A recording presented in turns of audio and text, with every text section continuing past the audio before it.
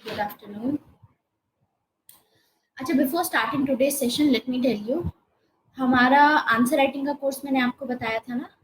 Answer writing का course की हम स्पेशल क्लासेस में हेल्प किया करते थे। तो बेसिकली क्या होगा, स्पेशल क्लासेस में क्योंकि काफ़ी बच्चे नहीं आ रहे थे स्पेशल क्लासेस में आंसर राइटिंग लिखने, और प्रॉब्लम हो रही थी कैसे लिखे कब लिखें, क्योंकि पहले जो हमारे आंसर राइटिंग सेशन होते थे बहुत बच्चे अटेंड करते थे। अभी क्या हो गया है कि कोई आता ही नहीं है। इसलिए क्योंकि स्पेशल क्लास होती है, तो अभी लॉन्च नहीं हुआ है। I tell them to launch it. ठीक है, अभी आपकी क्लास खत्म होने के बाद में मैं बोल दूंगी उनको। बाकी कल सुबह 8 बजे से आप लोगों का आंसर राइटिंग का अलग से प्लस पे सेशन हुआ करेगा, जिसमें आप डायरेक्टली सामने क्वेश्चन लिखो, फिर हम उसको चेक करेंगे। ठीक है, क्योंकि उसमें काम जम नहीं रहा था, तो नंबर ऑफ आवर्स मैंने वहां पर इंक्रीज कर दिए, अपने वहां पे ट्रांसफर कर दिए। ठीक है, this is what we will do. हाँ, पहले की तरह होगा, बिल्कुल 10 क्लासेस होंगी इसमें। तो बैच 6 के स्टूडेंट भी आ जाएंगे, 7 के भी आ जाएंगे, कोई इशू नहीं है। उनको उनके क्वेश्चन दे दूंगी, आपको आपके क्वेश्चन मिल जाएंगे। उनके जो क्वेश्चन होंगे उनको चेक करके मैं क्लास में दे दिया करूंगी, क्योंकि उन लोगों को ऑलरेडी पता है कि आंसर कैसे लिखना होता है। बाकी फीडबैक उनको वहीं पे हो जाएगा। ठीक है, सिलेबस का बर्डन है थोड़ा। सिलेबस का कैसा बर्डन है, देखिए इसमें क्या रहेगा। अब एक तो ये चीज है, दूसरा करंट अफेयर्स का कोर्स मैंने आपको बताया था, that will begin from next month. बाकी किसी को अगर जून से रिलेटेड करंट अफेयर्स अगर करने हो तो आप स्पेशल क्लासेस में आ सकते हैं। कल 4 बजे से रोज शाम 4 बजे को और रात को 9 बजे को स्पेशल क्लासेस हुआ करेगी कल से करंट अफेयर्स की। फुल ऑन करंट अफेयर्स होगा आपका 2019 के लिए। जून से स्टार्ट करेंगे हम, एंड 2020 के पेपर के लिए प्री लेवल पे करेंगे। अब जो मेन लेवल्स का करंट अफेयर होगा उसके लिए अलग से कोर्स आएगा। उसमें क्या होगा, उसमें हम डिस्कस करेंगे आंसर राइटिंग से रिलेटेड डिटेल्स। उसमें हम वो पॉइंट्स ढूंढेंगे जो हमें आंसर राइटिंग में हेल्प करेंगे। ठीक है, तो उसके धीरे धीरे काम करना शुरू करेंगे। पहले तो क्योंकि बहुत ज़्यादा करंट अफेयर्स है, जून से लेकर के अभी सितंबर चल रहा है, सितंबर तक के करंट अफेयर्स कवर करने हैं, टाइम लगेगा उसमें। एक बार ट्रैक पे आ जाएंगे तो फिर आंसर राइटिंग के पर्सपेक्टिव से मेंस वाला जो एनालिसिस होता है ना करंट अफेयर्स का, दैट विल स्टार्ट। खैर वो तो डिफरेंट टॉपिक है, लेकिन आंसर राइटिंग के लिए कल से आप लोग तैयार रहिएगा। रोज मॉर्निंग में 8 बजे होगी। सिर्फ आपकी जो 22 को होगा उस दिन 9:30 पे होगी ये आंसर राइटिंग की क्लास। अदरवाइज मॉर्निंग में 8 बजे आपकी हुआ करेगी। ठीक है, आंसर किस टॉपिक से होंगे, आंसर होंगे आपके, अभी मैंने कल आपको हॉब्स पे दिया था, प्रंजल और उमंग। आप लोगों ने नहीं लिखा हॉब्स पे, आंसर लिखना चाहिए था आपको। थॉमस हॉब्स पे हमने आंसर लिखे हैं अभी तक। थॉमस हॉब्स और जॉन लॉक अभी प्रिपेयर कर लो, उसमें से क्वेश्चन मैं आपको दिया करूँगी। ठीक है, तो कल के लिए जो रहेगा, पता ही नहीं चला आपको हॉब्स पे। कल की स्पेशल क्लास थी ना, मैंने कल ली थी, तो कल मैंने क्वेश्चन दिया था, वो चेक भी हो चुका है कल शाम को। अंश लाइव थे, रात को 9 बजे वाली क्लास थी, उसमें चेक कर दिया था हमने। Hi Shubha, this is your first class and आपने रिकॉर्डिंग्स कवर की हैं कार्ल मार्क्स तक। क्या आप ये सेशन अटेंड कर सकती हैं कि नहीं? पावर हम शुरू करेंगे। हमने थ्योरीज ऑफ द स्टेट कर, अभी हमारा थ्योरीज ऑफ द स्टेट भी कवर नहीं हुआ है, राइट? तो क्योंकि उस दिन प्रॉब्लम ये आ रही थी कि मैं क्लास ले रही थी और नेट की थोड़ी डिफिकल्टी थी। सो स्टेट अगर हम स्टार्ट करते हैं, पहले आप सारा कवर कर लो एक बारी। ठीक है शुभा, क्योंकि आइडियोलॉजीज होती है ना, हमने आइडियोलॉजीज में काफ़ी चीज़ें पढ़ी हैं जो आपके स्टेट के टॉपिक में आपको बहुत हेल्प करेंगी। तो आप क्या कीजिए, जो कॉन्टिन्यूएशन में टॉपिक है एक बार वो टॉपिक कवर कर लीजिए। ठीक है, डू दैट, कॉन्टिन्यूएशन में अपना टॉपिक करो। उसके बाद आप, मुझे लगता है 2-3 दिन में कवर कर पाओगे। ठीक है, 2-3 दिन में कवर कर लो सारी आइडियोलॉजीज और थ्योरी ऑफ द स्टेट। उसके बाद लाइव क्लासेस में आ जाना। ठीक है, दूसरा चेतराम, आपकी भी ये फर्स्ट क्लास है, आपने रिकॉर्डिंग्स देखी है? आपने रिकॉर्डिंग्स भी नहीं देखी होंगी, तो आई रेकमेंड यू कि सबसे पहले आप सारी पुरानी रिकॉर्डिंग्स जा करके देखिए, क्योंकि पेपर 1 सेक्शन ए सबसे इम्पॉर्टेंट है, इसी के ऊपर पेपर 2 सेक्शन ए बेस्ड है। आधी बातें समझ नहीं आएंगी जब तक शुरुआत से नहीं समझोगे कि हो क्या रहा है, चल क्या रहा है इसमें। तो आप पहले सेशन से देखना शुरू कीजिए। कोशिश कीजिए कि 30 सितंबर तक आप सारा देख लें। जितनी भी रिकॉर्डिंग्स आएंगी, आने वाले सेशंस होंगे, 30 सितंबर तक सारा फिनिश कर लो, क्योंकि 30 1 अक्टूबर से, हम 1 अक्टूबर से अगले महीने की 1 तारीख से हम इंडियन पॉलिटिकल थॉट शुरुआत करेंगे। और इंडियन पॉलिटिकल थॉट फिर भी आप पढ़ सकते हो बिना किसी पुराने बैकग्राउंड के, लेकिन अगर ये वाले टॉपिक्स पढ़ोगे तो डिफिकल्टी आएगी समझने में। और उसके बाद हम पेपर 2 सेक्शन ए भी शुरू करेंगे इंडियन पॉलिटिकल थॉट के बाद। तो वो जो टॉपिक होगा उसमें डायरेक्टली ये पूरा पेपर 1 सेक्शन ए काम आएगा हमको। यहाँ पे जो बातें सीखी हैं इसी के कंटिन्यूएशन में रिपीटेड आइडियाज भी होंगे और कुछ नई बातें सीखेंगे हम यहाँ पे, ठीक है। सो आज पावर से शुरू करेंगे। पावर नहीं, स्टेट हमें अभी फिनिश करना है, स्टेट ही हमने अभी कवर नहीं किया है। Will start from state.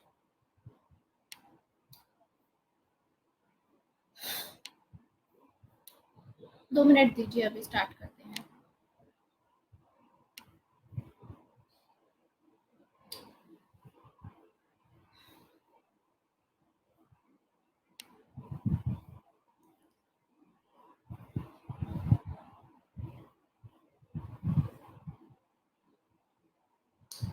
PDF upload कहाँ गई? Wait,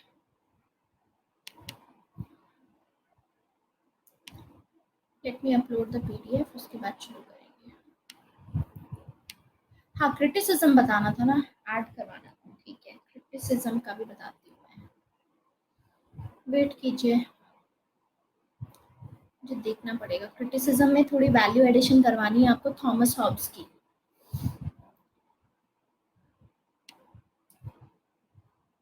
Recent.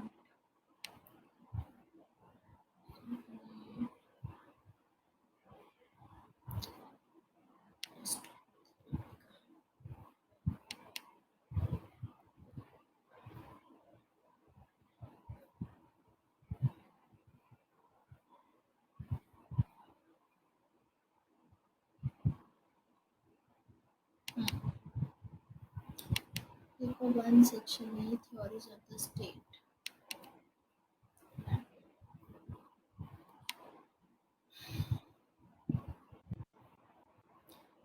पोलराइजेशन टॉपिक का कल की क्लास में, पोलराइजेशन, प्लूरलिस्टिक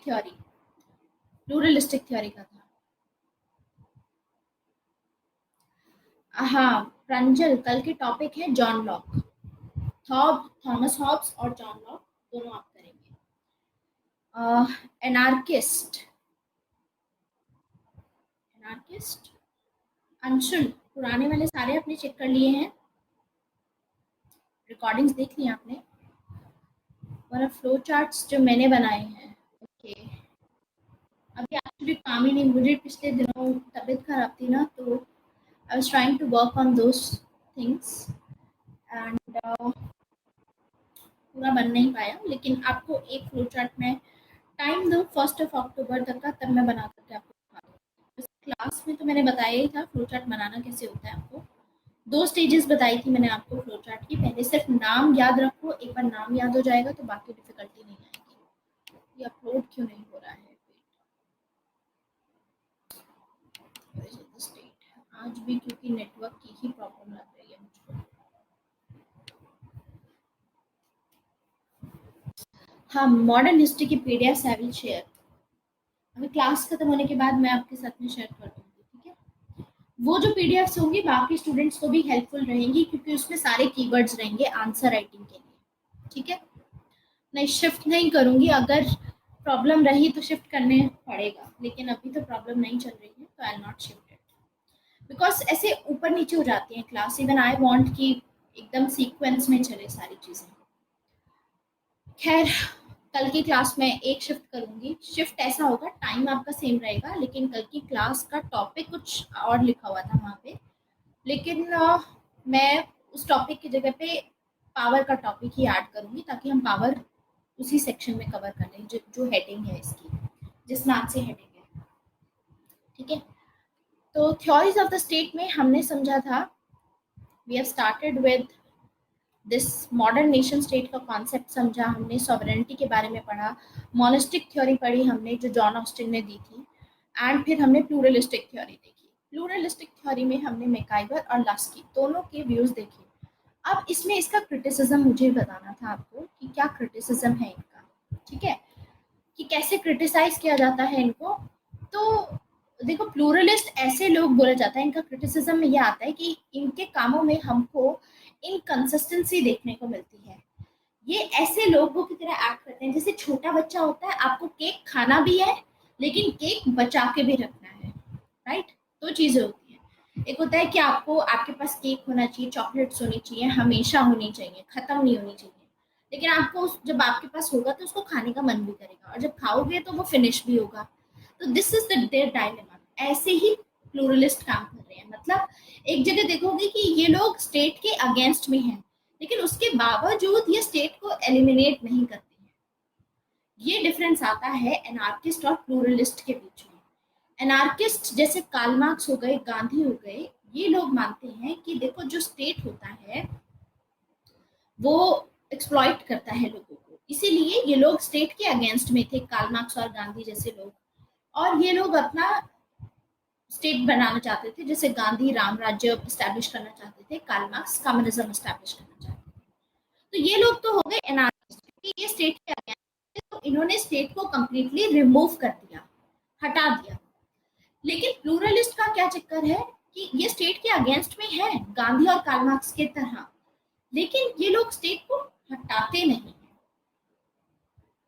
ये स्टेट को वही प्रेजेंट रहने देंगे, हटाएंगे नहीं, ये बोलेंगे स्टेट एग्जिस्ट करे।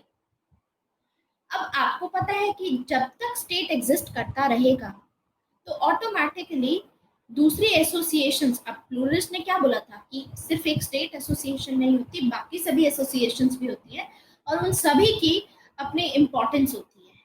लेकिन जब तक स्टेट रहेगा वो ऑटोमेटिकली उसकी प्राइमेसी आ जाएगी, ऑटोमेटिकली डोमिनेंट हो जाएगा स्टेट। यानी अगर बाकी एसोसिएशंस भी हैं तो हमेशा डोमिनेट कौन करेगा? स्टेट ही करेगा, as long as it is existing.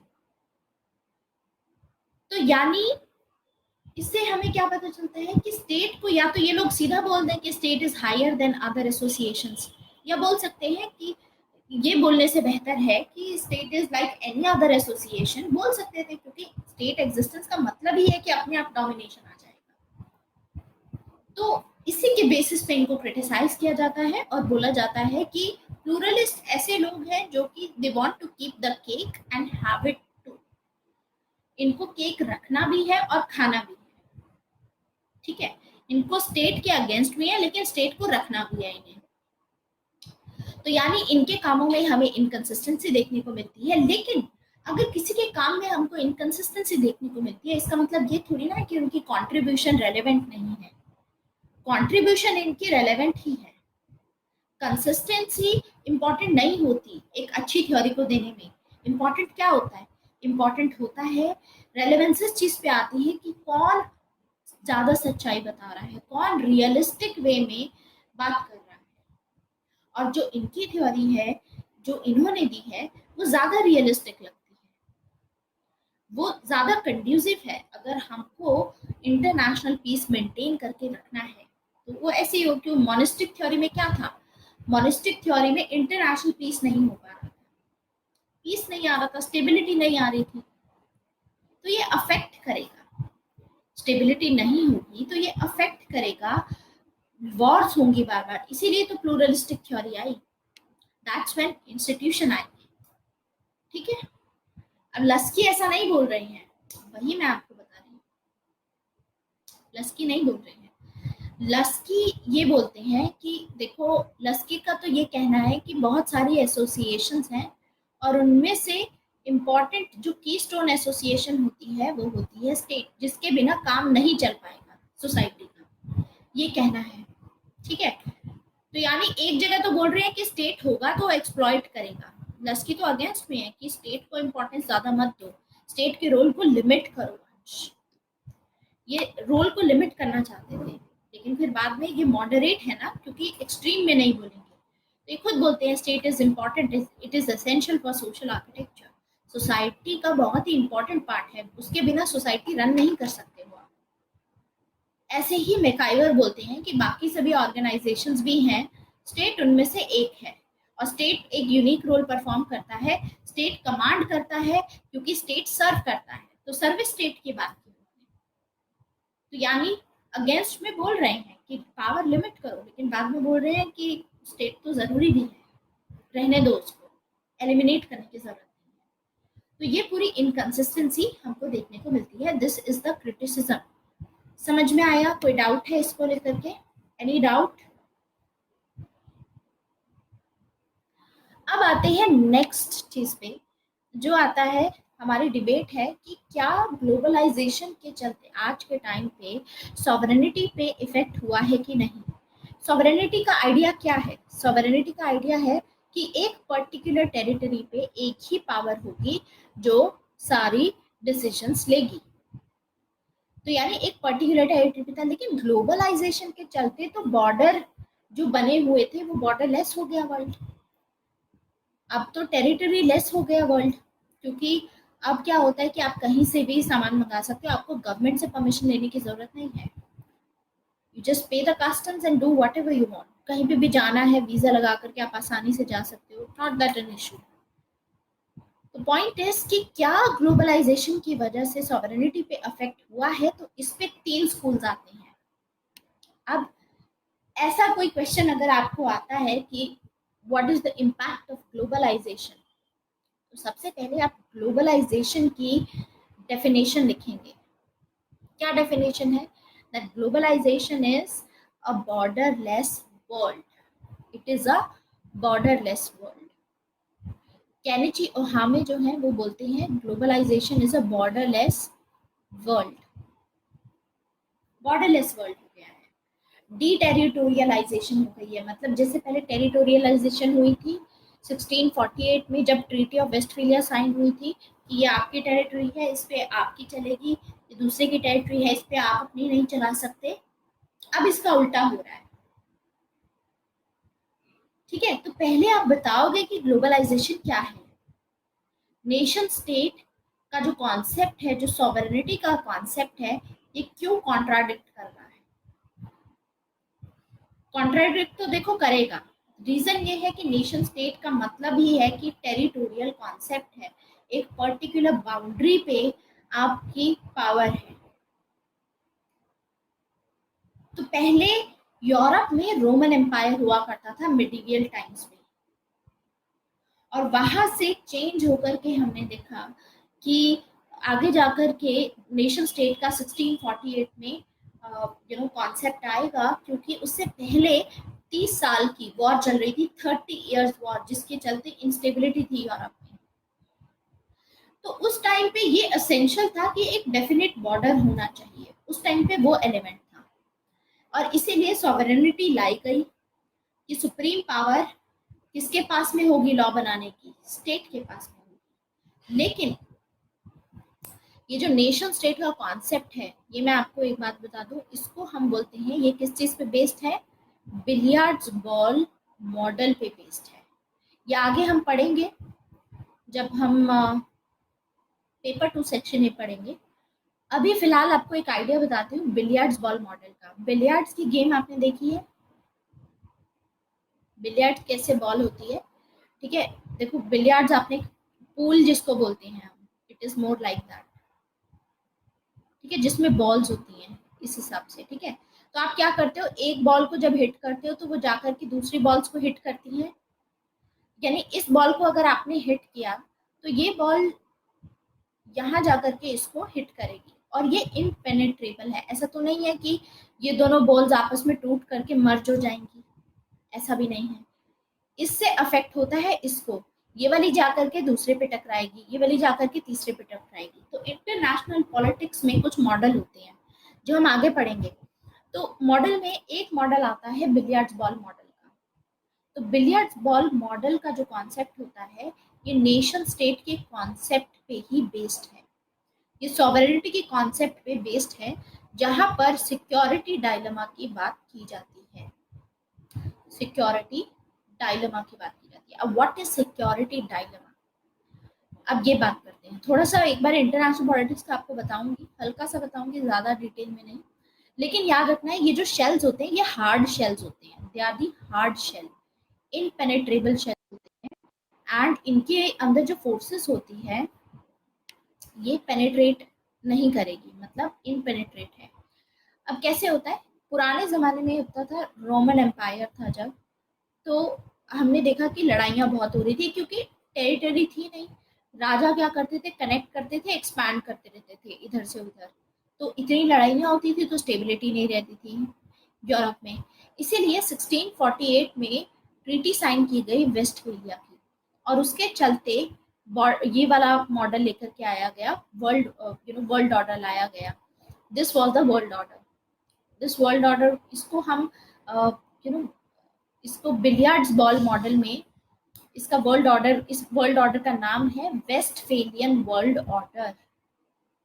Westphalian world order, Westphalian world order का मतलब होता है कि अब नेशन स्टेट का कॉन्सेप्ट आएगा, तो हर एक कंट्री की एक डिफाइंड बाउंड्री होगी।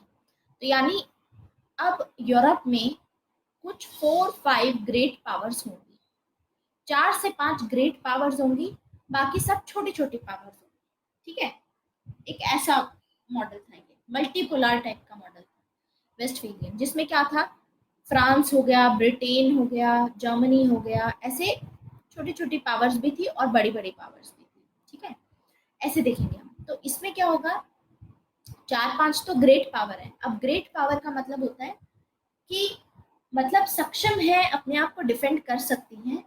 तो उस टाइम पे सिक्योरिटी डायलेमा हुआ करता था। मान लो एक कंट्री है ए, दूसरी कंट्री है बी। ए कंट्री ने सपोज अपने डिफेंस के लिए, हर कोई कंट्री चाहती है अपने इंटरेस्ट को, अपने नेशनल इंटरेस्ट को डिफेंड करना, तो सेम चीज होगी। कंट्री ए जो होगी, कंट्री ए चाहेगी कि अपने इंटरेस्ट को वो डिफेंड करे, अपने टेरिटरी को डिफेंड करे, तो वो ऐसे में डिफेंस एक्सपेंशन कर सकती है। सपोज अपनी मिलिट्री में एक्सपेंशन कर लिया इन लोगों ने, आर्मी पर्सनल्स बढ़ा लिए, और अपनी आर्म्स और एम्यूनेशन में गन्स और ये सब बढ़ाने शुरू कर दी, टैंक्स बढ़ाने शुरू कर दिए, मिलिट्री टैंक्स और ये सब। ठीक है, तो ये लोग शुरू करेंगे। अब ये शुरू करते हैं, सपोज इन्होंने अपनी आर्मी एक्सपैंड की, तो इससे बी को क्या सिग्नल जाएगा, बिलियर्ड्स बॉल मॉडल में इनपेनेट्रेबल है, मतलब एक बॉल दूसरी बॉल से टकराती है, सिर्फ एक ही पॉइंट पे टकराएगी, ऐसा तो है नहीं कि बाकी सब बॉल्स के जो दूसरे किनारे हैं या दूसरे जो डॉट्स हैं वो सभी भी टच होंगे दूसरे सरफेसेस। यहाँ पर एक ही पॉइंट ऑफ कांटेक्ट होगा, वो होगा गवर्नमेंट टू गवर्नमेंट का कांटेक्ट, मतलब लोगों का आपस में कांटेक्ट नहीं होगा। That is a billiards ball model. One point of contact है, वो भी सरकार से सरकार का। तो यानी ए ने अगर ये बोला, एक मतलब अपने डिफेंस के लिए ये लोग बढ़ा रहे थे, तो बी को क्या लगेगा, बी को सिग्नल जाएगा थ्रेट का, कि ये अपनी इसीलिए बढ़ा रहे हैं कि कल को ये हम पे अटैक कर सकती हैं, और हमारी जो टेरिटरी है उसको ऑक्यूपाई कर सकते हैं, हम पे रूल कर सकते हैं। तो बी क्या करेगा, बी भी बढ़ाना शुरू कर देगा, जबकि ए का पर्पस कुछ और था। लेकिन ए ने यहाँ पर पॉइंट ऑफ कांटेक्ट से एक चीज बताई कि हम इसलिए नहीं कर रहे, हम तो डिफेंस के लिए कर रहे हैं, लेकिन और कोई जरिया है नहीं बताने का, सिर्फ एक ही गवर्नमेंट टू गवर्नमेंट कांटेक्ट हुआ करता था। तो बी भी बढ़ाना शुरू कर देगा। तो ये क्या करेंगे, ये अभी क्या कर रहे हैं यहाँ पर, they are doing internal balancing. जब आपको खतरा महसूस होता है, यानी आपको अपनी कंट्री की सिक्योरिटी के लिए काफी ज्यादा आपका कंसर्न है, उसको बोलते हैं सिक्योरिटी डायलेमा। जब आपको लगता है कि सामने वाली कंट्री हम पे अटैक कर सकती है, इसीलिए सामने वाली कंट्री ऐसे स्टेप्स उठा रही है। जैसे कि चाइना का आज एक्सपेंशन हो रहा है, अपनी आर्मी में एक्सपैंड कर रही हैं, ये सब चीजें कर रही हैं, न्यूक्लियर आर्सेनल में कर रही हैं। तो इससे इंडिया को भी हो सकता है ये सिक्योरिटी डायलेमा, और यूएसए को भी हो सकता है, ऐसे ही नॉर्थ कोरिया के केस में हुआ, समझे। So this is the thing, security dilemma ऐसे एक्ट करता है जिसमें गवर्नमेंट टू गवर्नमेंट का कॉन्टैक्ट होता है। अब ए ने जब अपना बढ़ाया था, तो बी ने भी अपना आर्मी बढ़ानी शुरू की। अब इससे ए को क्या सिग्नल जाएगा कि हो सकता है कल को बी हम पे अटैक कर दे, तो ए अपनी आर्मी और बढ़ाएगा ताकि अपने आप को और डिफेंड कर पाए, क्योंकि वो तो डिफेंस पर्पस से कर रहा था। तो ऐसे पूरा साइकिल शुरू होती है सिक्योरिटी डायलेमा की, और इसके चलते आगे जाकर के वॉर होगी ही होगी, समझे। तो बिलियर्ड्स बॉल मॉडल में क्या होता है, सिर्फ एक ही पॉइंट कांटेक्ट होता है और 4-5 ग्रेट पावर्स होती हैं, और दो तरीके से वो बैलेंसिंग करती हैं। जब भी दूसरी कंट्री आपसे ज्यादा पावरफुल होगी, आपको अपनी कंट्री को भी उस लेवल तक लाने के लिए बैलेंसिंग करनी पड़ेगी। यानी बैलेंस ऑफ पावर का जो कॉन्सेप्ट है वो बिलियर्ड्स बॉल मॉडल में शामिल है। इसमें क्या होगा, ए बैलेंस करने के लिए दो तरीके हैं अब ए के पास में या बी के पास में, दोनों ही कंट्रीज के पास में दो तरीके हैं। एक तो या तो वो एक्सटर्नल बैलेंसिंग कर सकते हैं या फिर इंटरनल बैलेंसिंग कर सकते हैं। इंटरनल बैलेंसिंग का मतलब है कि अपनी ही आर्मी बढ़ाई, पर्सनल्स बढ़ाए, अपना जो R&D में काम किया, R&D पे करके इन्होंने नए वेपन्स निकाले, नए वेपन्स प्रोड्यूस किए, ये सब इंटरनल बैलेंसिंग में आता है। एक्सटर्नल बैलेंसिंग में होता है कि आप अलायंस साइन कर रहे हो दूसरी कंट्री के साथ। तो यहाँ पे क्या होगा, बिलियर्ड बॉल मॉडल की तरह, सपोज ये बिलियर्ड बॉल मॉडल टेबल है एंड इसमें इस तरीके से दो तीन कंट्रीज थी, ठीक है। अब ए कंट्री को बी कंट्री से डायलेमा था, तो ए ने क्या किया, आपने तो बढ़ाया ही बढ़ाया, लेकिन ए ने अलायंस भी साइन किया, इसके साथ में अलायंस साइन किया। जब इसने इसके साथ में अलायंस साइन किया सी के साथ में, तो बी, अब ये ज्यादा पावरफुल हो गए, कंबाइंड हो गए, तो बी भी अलायंस साइन करेगा। मान लो बी ने इसके साथ में अलायंस साइन किया, ठीक है। अब इसने इसके साथ कर लिया, फिर से हो गई बैलेंसिंग। अब यहाँ पर ये दूसरे के साथ में साइन कर लेगा, इसने भी दूसरे के साथ में साइन कर लिया, तो ऐसे पूरी बैलेंसिंग हुई। अब क्या होगा, समटाइम्स होता है कि आपस में दो छोटी पावर ही लड़ पड़ी, जैसे मान लो एक छोटी कंट्री थी ई और डी, इन दोनों के बीच में लड़ाई हुई, लेकिन क्योंकि इन्होंने एग्रीमेंट साइन कर रखे हैं, अलायंसेस साइन कर रखे हैं, तो ये लोग हेल्प करेंगे इनको। तो ऐसे ही यूरोप में वर्ल्ड वॉर 1 कैसे हुई थी, इसी वजह से हुई थी।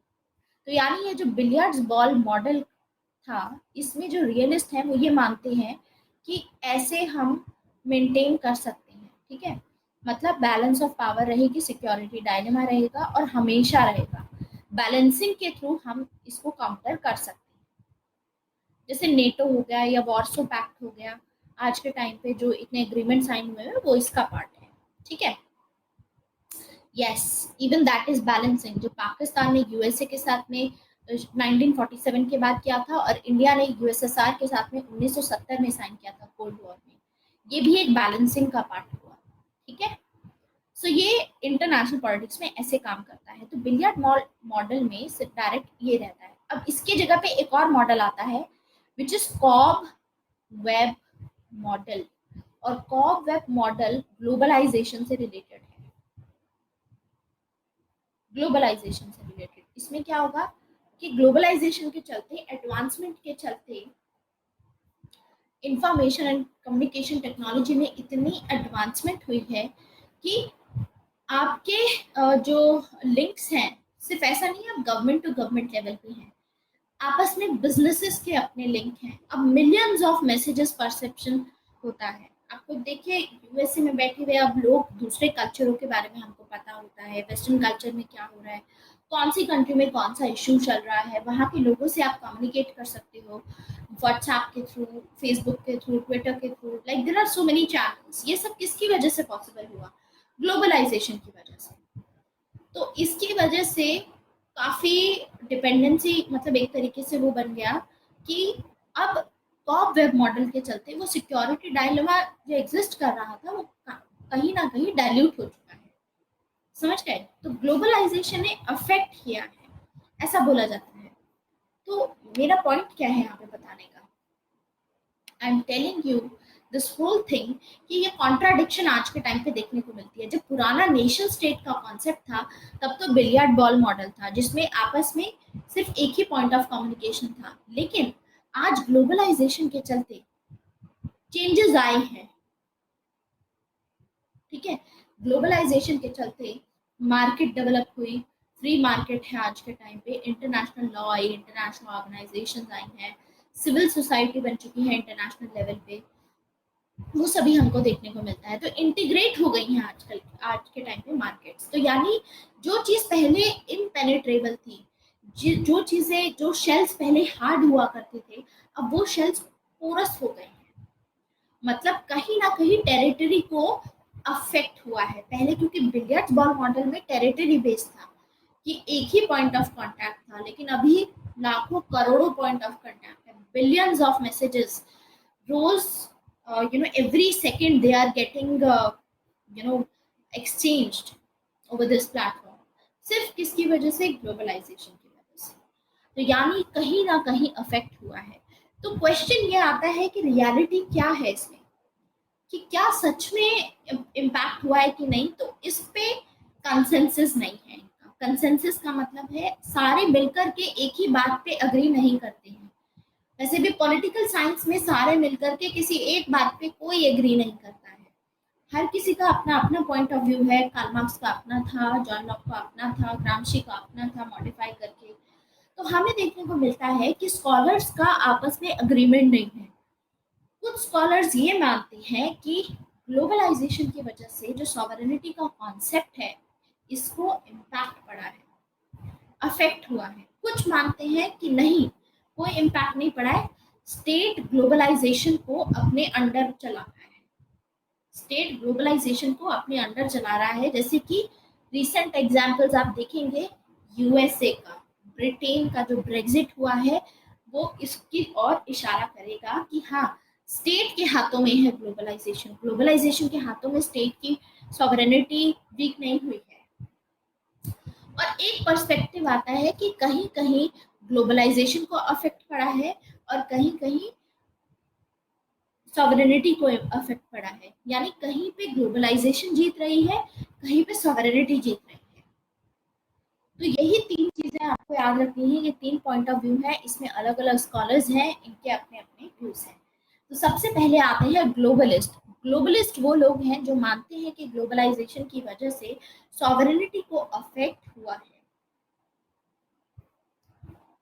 ग्लोबलाइजेशन की वजह से सॉवरेनिटी को अफेक्ट हुआ है। जैसे इसमें केनिची ओहा में आएंगे। केनिची ओहा में बोलते हैं कि globalization is a borderless world. अब डी-टेरिटोरियलाइजेशन हो चुका है। ऐसे ही मार्शल मैक्लुहन है, सुजैन स्ट्रेंज है, ये सभी ग्लोबलिस्ट हैं। इनका मानना है कि ग्लोबलाइजेशन रियलिटी है। ग्लोबलाइजेशन की वजह से स्टेट की जो सॉवरेनिटी थी, चाहे वो इंटरनल सॉवरेनिटी हो चाहे वो एक्सटर्नल सॉवरेनिटी हो, सब चेंज हो चुकी है, कहीं ना कहीं डाइल्यूट हो गई है, कम हो गई है। नेक्स्ट आता है स्टेट सेंट्रिक व्यू। ये तीनों नाम याद रखने हैं, इनका आपको बेसिस याद रखना है क्या बोलते हैं। अब आता है state centric view. State centric view में आते हैं Robert Gilpin and Ethan Kapstein. Robert Gilpin and Ethan Kapstein का क्या कहना है? अब रॉबर्ट जिल्पिन क्या बोलेंगे? रॉबर्ट जिल्पिन, देखो ये दोनों लोग इस चीज में मानते हैं कि ग्लोबलाइजेशन हार रहा है। क्यों? क्योंकि स्टेट कंट्रोल करता है ग्लोबलाइजेशन को। तो ग्लोबलाइजेशन इज लूजिंग, क्योंकि आज के टाइम पे भी वर्ल्ड स्टेट सेंट्रिक है, स्टेट्स के हाथ में ही सारी बातें हैं। और ये मोस्ट अप्रोप्रिएट सिनारियो होगा आज के टाइम पे, स्पेशली क्योंकि अभी यूएस चाइना ट्रेड वॉर चल रही है। तो ग्लोबलाइजेशन के हिसाब से तो आपको अलाउ करना चाहिए था, मार्केट हैंडल करेगी। लेकिन यूएसए ने ये ड्यूटीज लगाई और ये सब किया। एट द सेम टाइम हम देखेंगे कि ब्रेग्जिट हुआ है, यूएसए ने अपनी मार्केट दिस एंटी ग्लोबलाइजेशन अभी फॉलो किया है। ठीक है, दैट्स व्हाट वी सी। ऐसे स्टेप्स उठाए हैं, वीजाज में चेंजेस लेकर के आए हैं, बहुत कुछ हुआ है। तो स्टेट सेंट्रिक वर्ल्ड है। अब इसमें तीसरा फिर पर्सपेक्टिव आता है ट्रांसफॉर्मेशनलिस्ट का, और इसमें आपको नाम याद रखना है डेविड हेल्ट। बहुत इंपॉर्टेंट नेम है। ये बोलते हैं कि देखो, ग्लोबलाइजेशन और सॉवरेनिटी जीरो सम गेम नहीं है। ऐसा नहीं है कि ग्लोबलाइजेशन बढ़ गया तो सॉवरेनिटी बिल्कुल घट गई, या ऐसा भी नहीं है कि सॉवरेनिटी स्ट्रांग है तो ग्लोबलाइजेशन बिल्कुल नीचे चला गया। ऐसे वर्क नहीं करता। कुछ केसेस में स्टेट जीत रहा है, कुछ केसेस में ग्लोबलाइजेशन जीत रहा है। इसमें इनफैक्ट एक और स्कॉलर हैं डेविड हेल्ड के अलावा, सॉरेसन।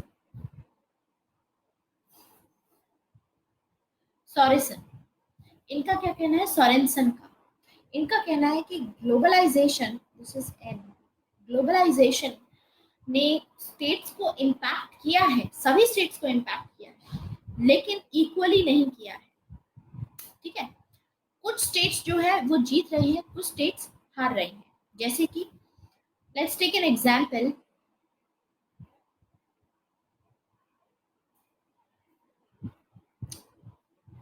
अफ्रीका की कंट्रीज देखिए। अफ्रीका की कंट्रीज ने अपनी मार्केट को ओपन किया, ग्लोबलाइजेशन अलाउ किया, एलपीजी रिफॉर्म्स और ये सब रहा। इंडिया ने भी किया था। इंडिया के केस में ग्लोबलाइजेशन ने अच्छा वो दिखाया, ठीक है, डेवलपिंग बना। लेकिन अफ्रीका अभी भी लूजिंग एंड पे है। ग्लोबलाइजेशन यहाँ पर ऑन हुआ, लेकिन अल्टीमेटली स्टेट को इससे कोई फायदा नहीं हुआ। क्यों? क्योंकि Africa still continues to be the country of raw material, जहाँ से रॉ मटेरियल इंपोर्ट किया जाता है। यहाँ पर इन्वेस्टमेंट नहीं किया गया, मैन्युफैक्चरिंग इंडस्ट्रीज नहीं है, तो ultimately it is on the losing and. यानी ग्लोबलाइजेशन ने किसी के लिए अच्छा काम किया, किसी के लिए फायदा नहीं किया। तो ऐसा नहीं है कि सभी स्टेट्स का भला हुआ है या सभी स्टेट का नुकसान हुआ है, डिफरेंट डिफरेंट व्यू है। तो ये सॉरेनसन का कहना है कि ऐसा नहीं बोल सकते कि फायदा ही हुआ है या नुकसान ही हुआ है, कुछ केसेस में फायदा है, कुछ केसेस में नुकसान है। समझ आया? हाँ जी, अभी ठीक है। ओके, नेटवर्क प्रॉब्लम है यहाँ पे, मौसम की वजह से actually. Okay, theories of the state अब कवर करेंगे। तो हमने स्टेट से रिलेटेड जितनी भी हमारे इम्पोर्टेंट आइडियाज थे वो अभी हमने देख लिए हैं। अब एक एक करके थ्योरीज कवर करनी है हमको स्टेट की। सो लेट्स गो फॉर, सबसे पहले आएगा थ्योरीज ऑफ द स्टेट में लिबरल थ्योरी ऑफ स्टेट क्या है। लिबरल्स के अकॉर्डिंग स्टेट की क्या पोजीशन है, लिबरल्स क्या मानते हैं स्टेट को लेकर के, क्या समझते हैं स्टेट की।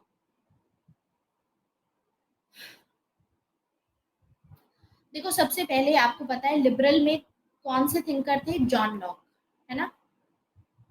और जॉन लॉक ने अपने सोशल कॉन्ट्रैक्ट के ट्रेडिशन पे बोला था कि सोशल कॉन्ट्रैक्ट साइन होगा और स्टेट क्रिएट किया जाएगा।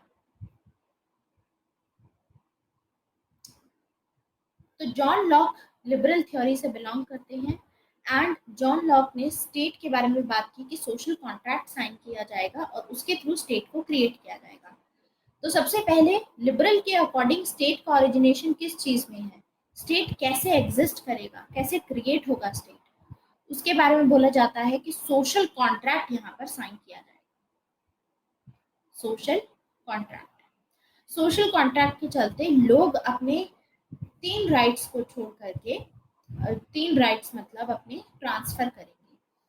Right to make law, right to execute law, right to adjudicate law.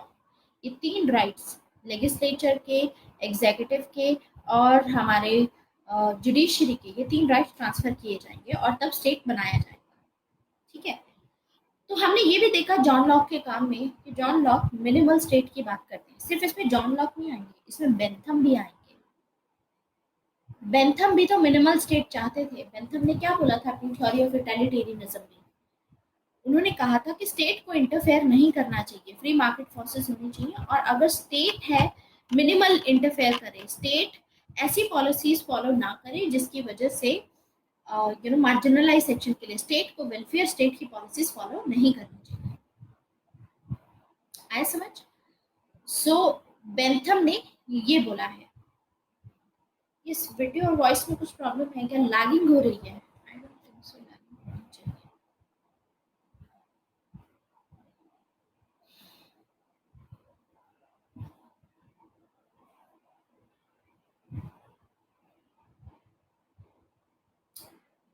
ठीक है, let me refresh it.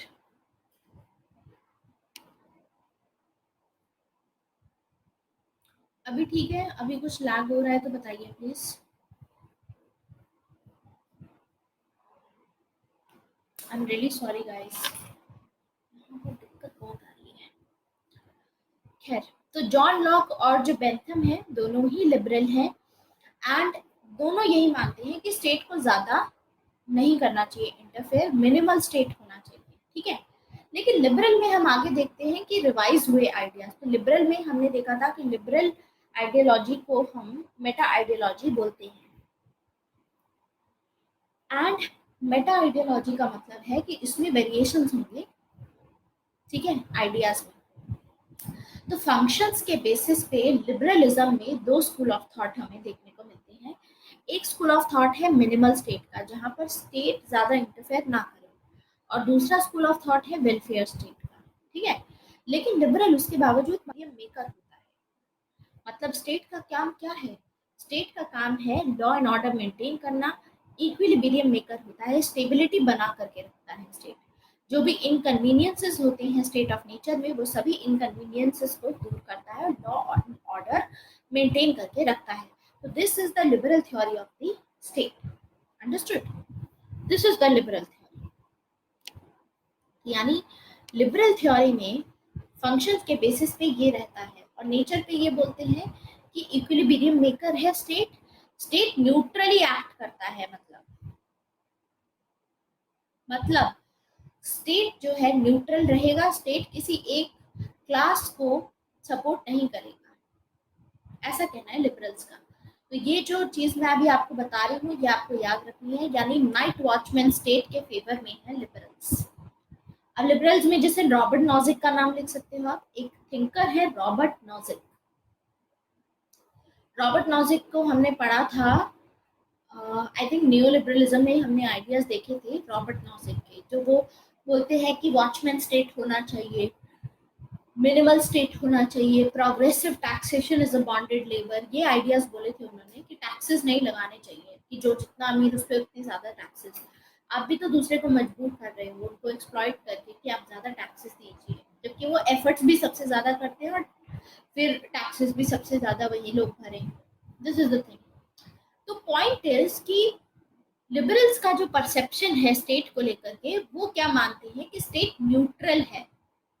State neutral है, स्टेट स्टेबिलिटी बना के रखता है, स्टेट इक्विलिब्रियम बना के रखता है। यानी चाहे आप अमीर क्लास से बिलोंग कर रहे हो, बुर्जुआजी क्लास से हो, चाहे आप वर्किंग क्लास से हो, स्टेट की नजरों में सभी इक्वल हैं। यानी लोगों को जस्टिस मिल सकता है स्टेट से। तो इसीलिए स्टेट के अगेंस्ट में रिवोल्ट करने की जरूरत नहीं है। इम्प्लीकेशन यही जा रहा है कि स्टेट इज न्यूट्रल, तो आप रिवोल्ट क्यों करोगे फिर जब स्टेट न्यूट्रल है?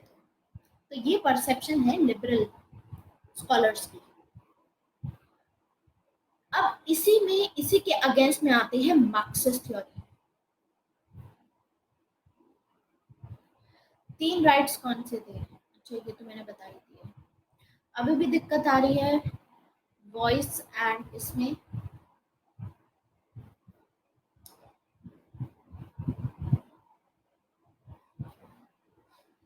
थोड़ा सा इसमें आई थिंक वॉइस लेट आ रही है।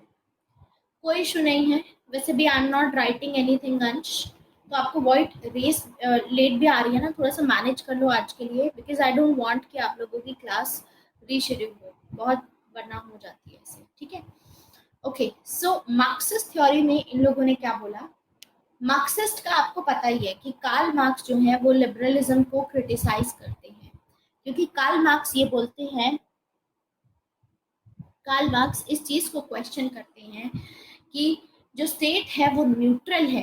कार्ल मार्क्स बोलते हैं स्टेट न्यूट्रल नहीं है, स्टेट हमेशा बुर्जुआजी क्लास के फेवर में काम करता है। तो इसीलिए मार्क्सिस्ट जो थ्योरी ऑफ स्टेट है वो liberal capitalist theory of state का क्रिटिक है एक तरीके से। तो मार्क्सिस्ट का जो इंटरप्रिटेशन है स्टेट का, वो इंटरप्रिटेशन इनकी क्रिटिसिज्म से आया है, जब ये कैपिटलिस्ट थ्योरी को, लिबरल थ्योरी को क्रिटिसाइज करते हैं, इंटरप्रेट करते हैं। तो ओरिजिन कैसे होगा? मार्क्सिस्ट के अकॉर्डिंग ये मानते हैं कि स्टेट कैसे ओरिजिनेट हुआ, स्टेट कैसे क्रिएट किया गया। तो कार्ल मार्क्स का या जो दूसरे मार्क्सिस्ट हैं इनका कहना है कि स्टेट कॉन्ट्रैक्ट से नहीं आया। जैसे लिबरल मानते थे कि state is the product of contract, कि स्टेट उसका प्रोडक्ट है, कॉन्ट्रैक्ट साइन करने के बाद स्टेट आया। लेकिन कार्ल मार्क्स बोलते हैं कि state is not because of contract. State जो वीक लोग हैं उनका सब्जुगेशन से आया है। जब जब अमीर लोग वीक लोगों के ऊपर उनका ऑपरेशन करते हैं, एक्सप्लॉयटेशन करते हैं, शोषण करते हैं उनका, तब उनको उनके सब्जुगेशन की वजह से ही जो रिजल्टेंट उनका रहा, state is the result of this subjugation, ऐसे आया स्टेट। और स्टेट इनके लिए काम करता है, बुर्जुआजी क्लास के लिए। स्ट्रॉन्ग जो होते हैं, जो डोमिनेंट क्लास हो गई, वो बुर्जुआजी क्लास होगी। तो ये हुआ कि स्टेट क्रिएट कैसे किया गया। अब आता है कि स्टेट के क्या फंक्शंस हैं। फंक्शन क्या है अब स्टेट के, स्टेट कैसे फंक्शन परफॉर्म करता है। अब ऊपर देखो, जब हमने लिबरल थ्योरी पढ़ी थी तो उन्होंने फंक्शन में बोला था कि फंक्शन कैसे करेगा स्टेट, मिनिमल स्टेट की तरह, नाइट वॉचमैन की तरह फंक्शन करेगा, मतलब ज्यादा इसमें इंटरफेयर नहीं करेगा। लिबरल्स ने बोला कि या तो इंटरफेयर नहीं करेगा, और अगर इंटरफेयर कर रहा है तो लोगों के वेलफेयर के लिए इंटरफेयर करेगा। लेकिन कार्ल मार्क्स के इंटरप्रिटेशन के अकॉर्डिंग, मार्क्सिस्ट के इंटरप्रिटेशन के अकॉर्डिंग, स्टेट का फंक्शन होता है कि स्टेट फोर्स करता है। स्टेट हमेशा कैपिटलिस्ट क्लास के इंटरेस्ट में काम करेगा, उनका फेवर करेगा, एंड जो वर्किंग क्लास होंगे उनके एक्सप्लॉयटेशन होगा स्टेट के थ्रू। तो स्टेट एक ऐसा इंस्ट्रूमेंट है, इंस्ट्रूमेंट मतलब एक ऐसा जरिया है जिसके through it is a instrument of coercion, जिसके थ्रू आप एक्सप्लॉइट कर सकते हो, आप फोर्स कर सकते हो वर्किंग क्लास को आपके बिहाफ पे काम करने के लिए। जैसे स्टेट ने कोई लॉ बनाया कि वर्किंग क्लास को मिनिमम 15 घंटे काम करना पड़ेगा। अगर स्टेट ने ये लॉ बना दिया तो वर्किंग क्लास को फॉलो करना पड़ेगा। द रीजन इज क्योंकि फोर्स कर सकता है स्टेट। जैसे आपको देखिए कि जो लोग अमीर हैं उन लोगों के लिए स्टेट ने क्या किया हुआ है कि अगर आप फर्दर अपना, आपके पास इतना पैसा है, ठीक है, और आप उसको डॉज भी कर पाते हो उस पैसे को, उनके ऊपर इतना ज्यादा वो नहीं कसा जाता है, शिकंजा नहीं कसा जाता है कि अगर आपने इस टैक्स इवेजन किया है, आपने टैक्स अपना छुपा लिया, नहीं भरा टैक्स, तो बहुत ऐसे कम केसेस होते हैं, उनको काफी ऐसे दिया जाता है अपॉर्चुनिटीज, ठीक है।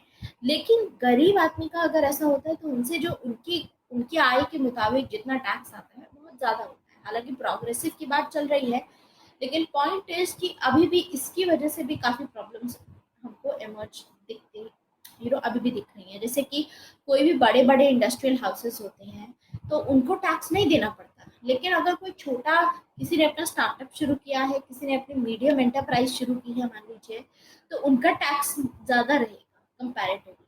तो यहाँ से क्या पता चलता है कि ये हमेशा कैपिटलिस्ट क्लास के इंटरेस्ट में रहेंगी, इनके उसमें नेक्सस में काम करती हैं। और इसका एक वर्ड होता है क्रॉनिक कैपिटलिज्म।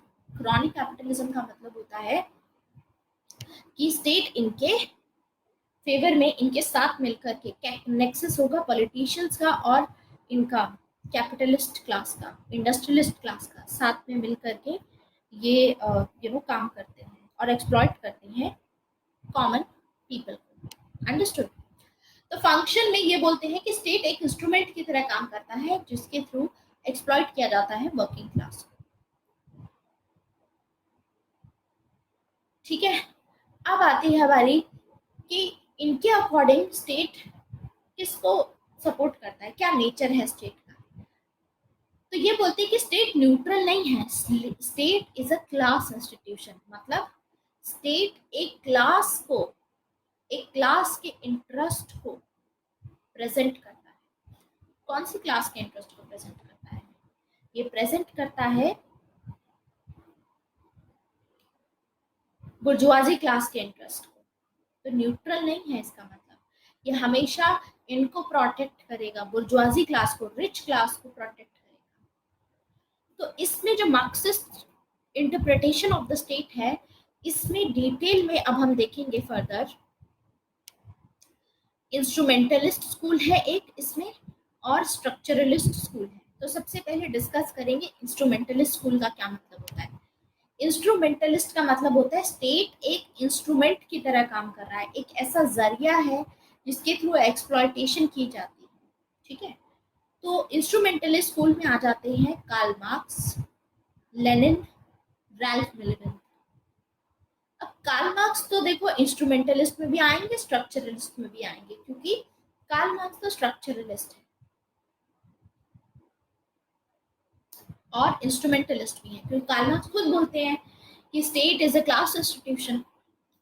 तो दो थ्योरीज आती है इसमें, फर्दर दो स्कूल्स आते हैं मार्क्सिज्म की स्टेट को लेकर के, एक होता है इंस्ट्रूमेंट, एक होता है रिलेटिव ऑटोनॉमी या स्ट्रक्चरलिस्ट स्कूल। डिफरेंस क्या होता है? डिफरेंस ये होता है कि इंस्ट्रूमेंटलिस्ट बोलते हैं कि स्टेट एक इंस्ट्रूमेंट की तरह काम करता है एक्सप्लॉइट करने के लिए वर्किंग क्लास को, लेकिन रिलेटिव ऑटोनॉमी में ये बोलते हैं कि देखो कुछ सिचुएशंस ऐसी आती हैं, देयर आर सिचुएशंस जब स्टेट किसी क्लास के लिए काम नहीं करेगा, जब स्टेट ऑटोनॉमस हो जाता है, मतलब अपने आप डिसीजन लेता है, किसी से इन्फ्लुएंस होकर के डिसीजन नहीं लेगा। जैसे इंस्ट्रूमेंट में बोला जाता है कि state is an executive committee of bourgeoisie class. Executive committee का मतलब होता है स्टेट क्या करता है, सारे डिसीजंस लेते कौन है, बुर्जुआजी क्लास लेती है, उसको एग्जीक्यूट करने का काम, उसको इम्प्लीमेंट करने का काम कौन करता है, स्टेट करता है। ऐसा इंस्ट्रूमेंटलिस्ट बोलते हैं कि स्टेट का काम क्या है, स्टेट सिर्फ उसको इम्प्लीमेंट करता है, असली जो लॉज बनाते हैं वो बुर्जुआजी क्लास बनाती है। लेकिन देर आर स्कॉलर्स, एक दूसरा स्कूल है मार्क्सिज्म में जो ये बोलता है कि कुछ सिचुएशन ऐसी आती हैं जब स्टेट के पास में ऑटोनॉमी होती है, अपनी मर्जी से करता है, दूसरे से इन्फ्लुएंस नहीं होगा, तब स्टेट एग्जीक्यूटिव की तरह काम नहीं करता, तब किसी और के बनाए हुए डिसीजंस को फॉलो नहीं करता स्टेट। ऐसी सिचुएशंस कब आती हैं, जब एक कॉम्पिटिटिव पार्टी सिस्टम, एक कॉम्पिटिटिव पार्टी सिस्टम होता है। जैसे मान लो आज के टाइम पे तो ऑब्वियसली कांग्रेस पार्टी जो है दैट इज एब्सोल्युटली डेड, ठीक है, ऑलमोस्ट डेड ही है, कांग्रेस इज ऑलमोस्ट डेड। लेकिन ऐसी सिचुएशन सपोज आ जाए कल को कि कांग्रेस भी उतनी ही स्ट्रांग हो जितनी स्ट्रांग बीजेपी है, ठीक है, अभी एट प्रेजेंट भी है, क्योंकि एक टाइम पे तो बीजेपी भी ऑलमोस्ट डेड थी, तो यू नेवर नो कि कब क्या होता है। लेकिन अगर कॉम्पिटिटिव पार्टी सिस्टम आएगा, यानी अगर कांग्रेस भी उतना ही उभर के आए जितना बीजेपी आज उभर के आ रही है, तो ऐसे में क्या रहेगा, ये लोग बुर्जुआजी क्लास को सपोर्ट करना बंद कर देंगे, समझे, क्योंकि फिर इनको वोट चाहिए होगा, इनको सबको खुश रखना पड़ेगा ताकि ये पावर में आ सके।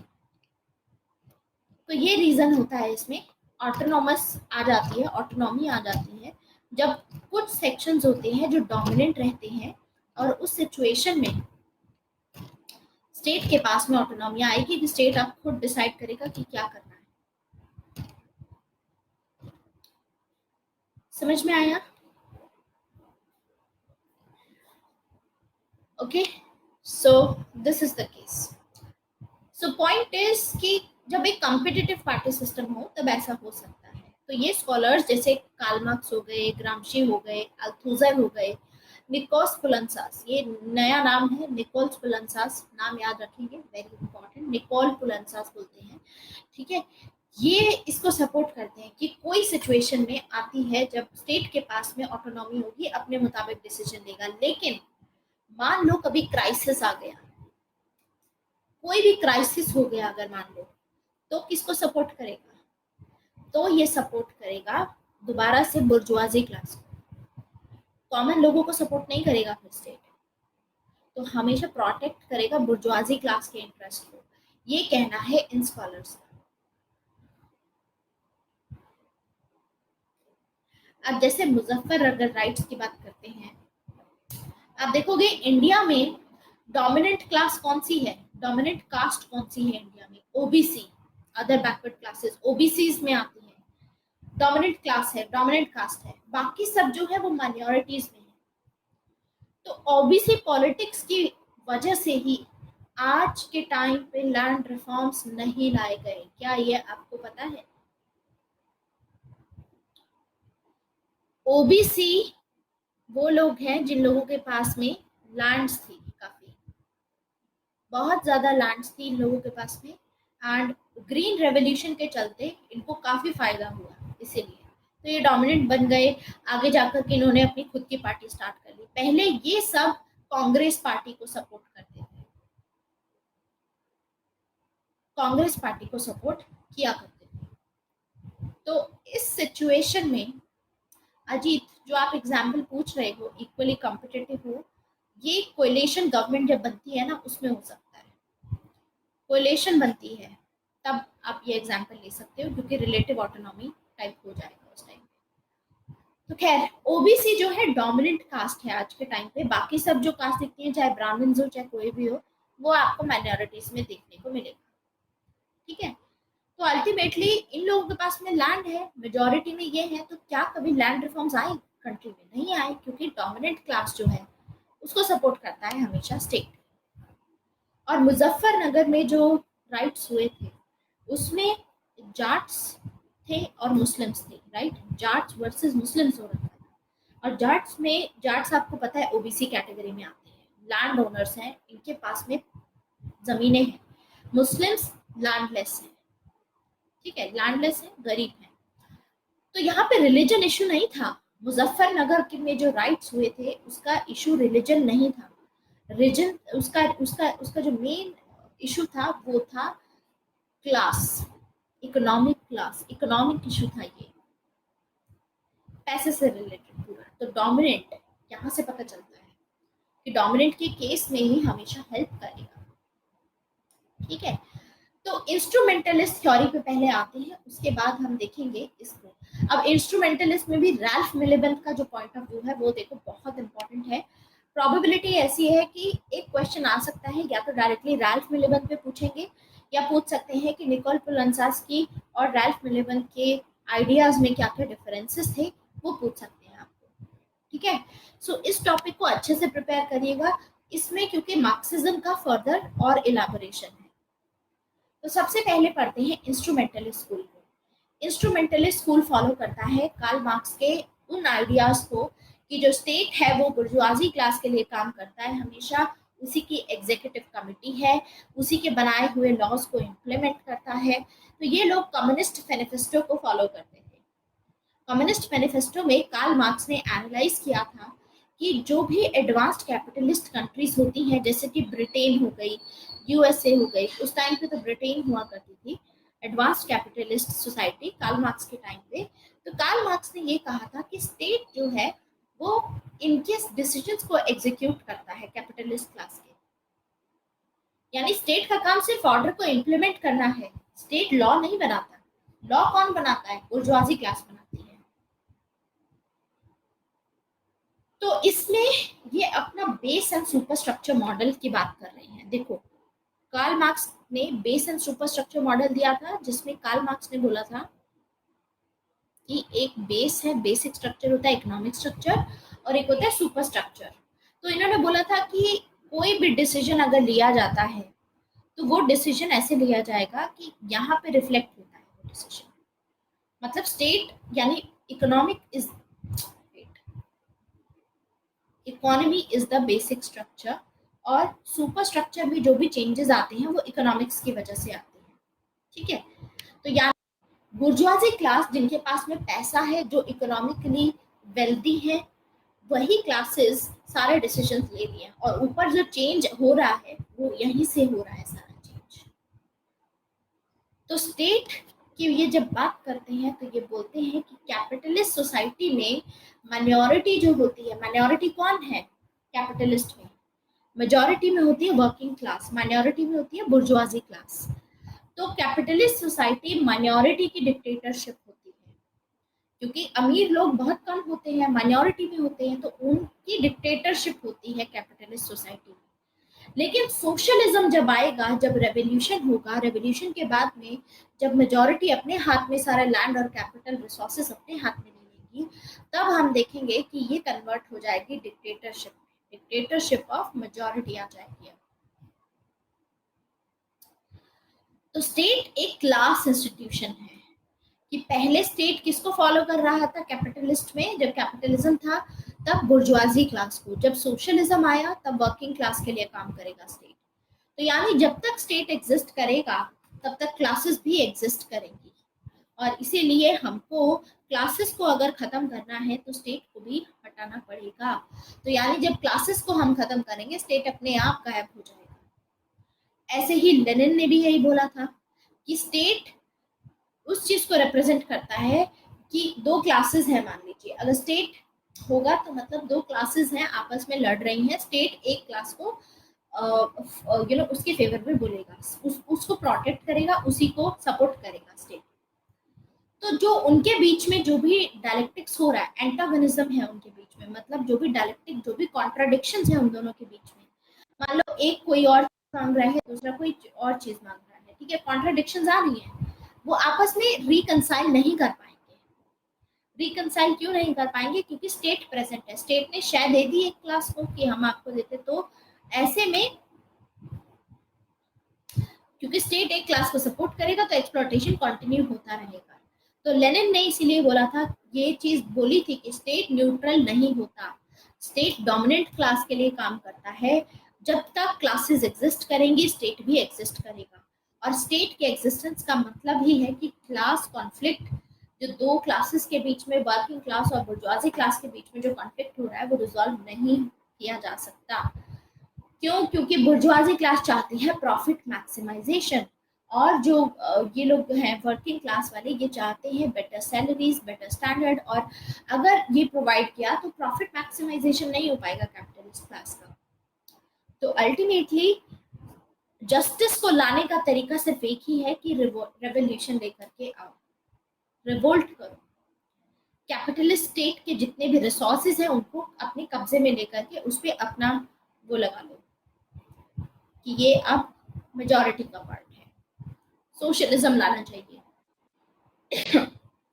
लेकिन फिर आता है स्ट्रक्चरलिस्ट। स्ट्रक्चरलिस्ट में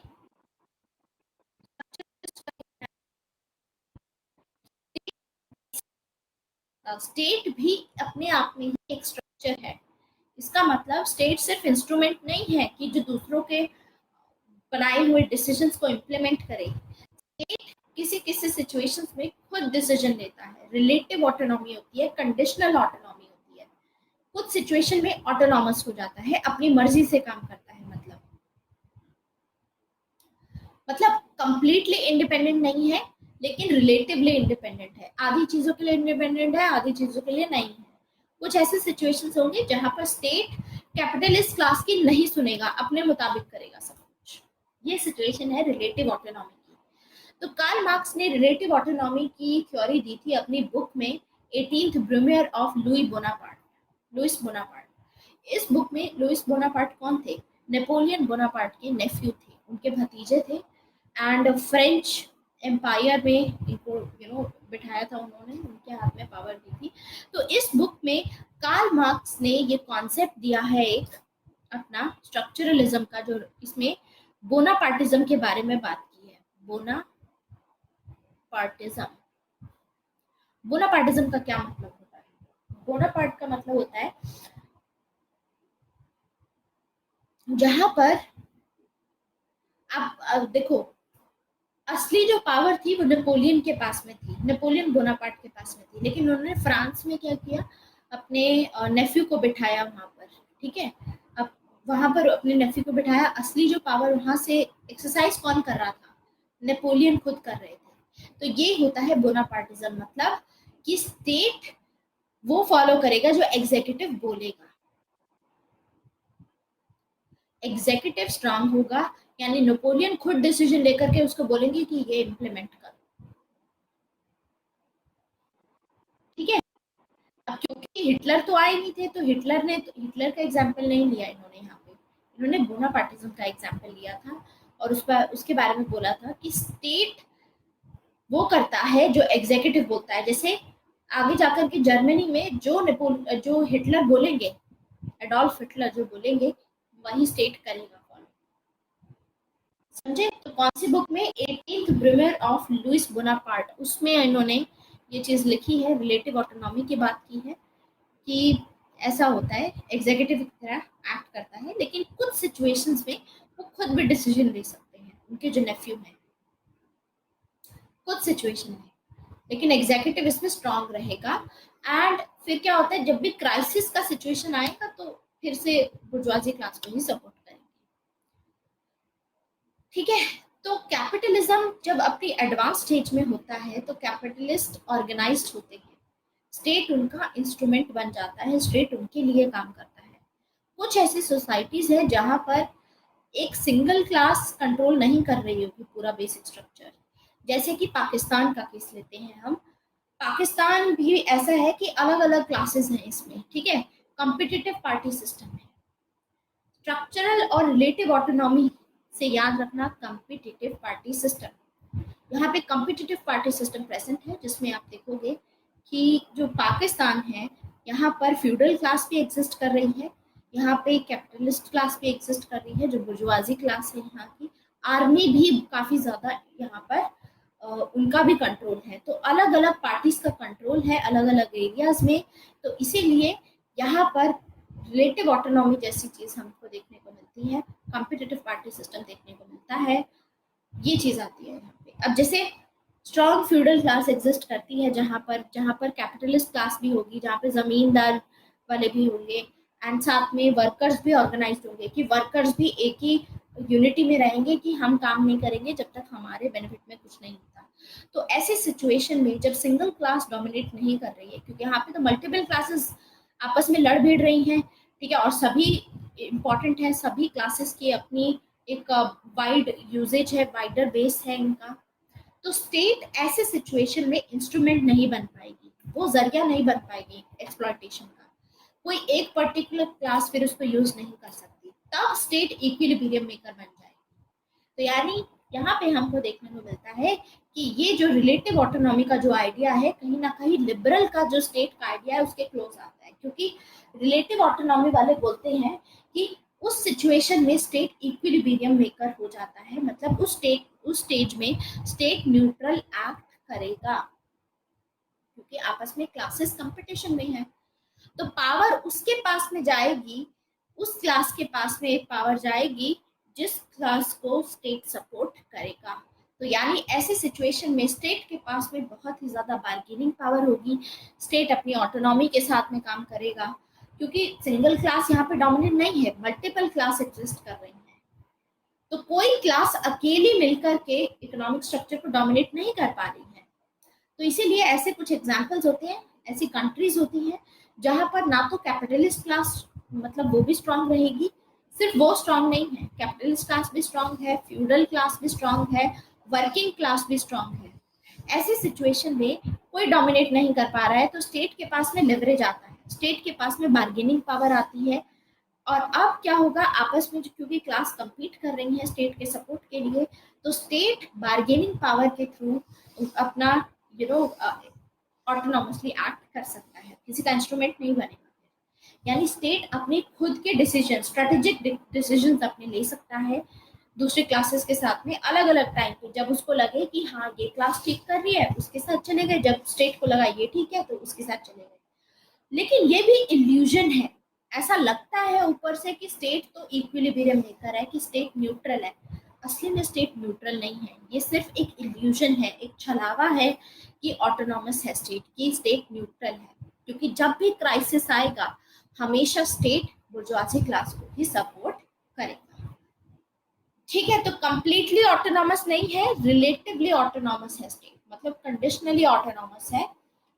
यही बेसिक डिफरेंस है मार्क्सिज्म और लिबरलिज्म का, कि कुछ कंडीशंस में ही ऐसा होता है। तो मार्क्स हमेशा ये बिलीव करते थे कि इकोनॉमिक स्ट्रक्चर ही बेसिक स्ट्रक्चर होता है, इसीलिए स्टेट पूरी तरीके से ऑटोनॉमस नहीं होगा।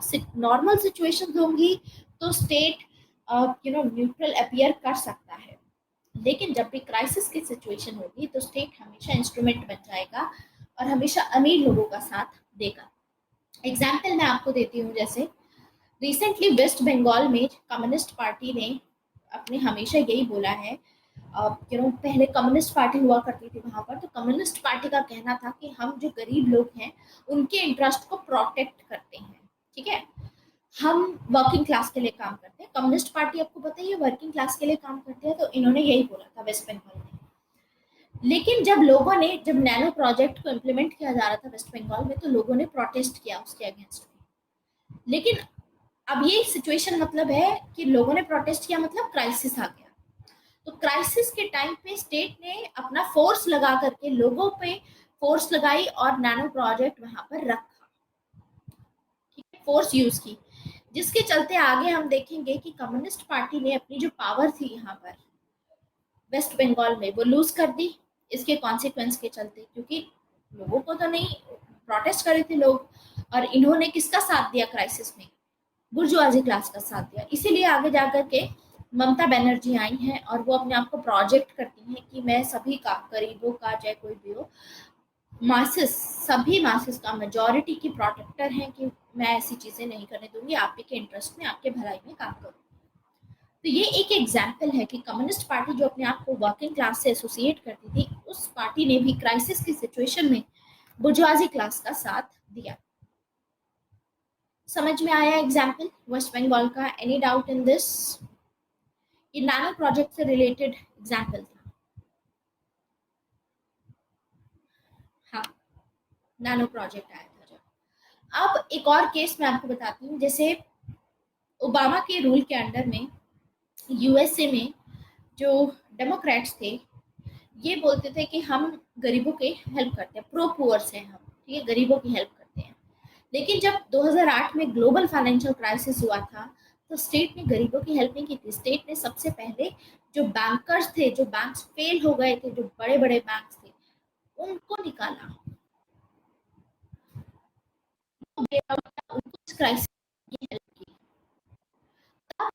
जब लोग प्रोटेस्ट कर रहे थे कि सरकार, जो भी बैंकिंग में की वजह से इन लोगों की नौकरियां गई थी, इतना सब कुछ हुआ था ग्लोबल फाइनेंशियल क्राइसिस के चलते, लोग प्रोटेस्ट कर रहे थे कि इनइक्वालिटीज आ गई हैं, मतलब डिस्पैरिटीज हैं सोसाइटी में, उसके नाम पे प्रोटेस्ट कर रहे थे। तो स्टेट ने फोर्स यूज की थी इनको दबाने के लिए, जबकि ओबामा तो बोलते थे कि हम तो प्रो पुअर हैं, उसके बावजूद।